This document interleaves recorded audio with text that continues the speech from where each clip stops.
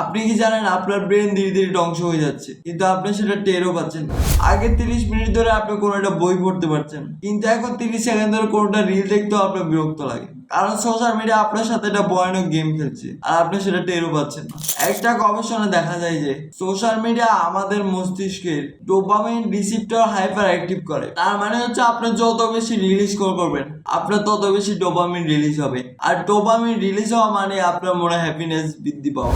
আর এইভাবে যখন চলতে থাকবে আপনার সাথে, তখন কিন্তু আপনার ব্রেন ধীরে ধীরে ধ্বংস হয়ে যাবে।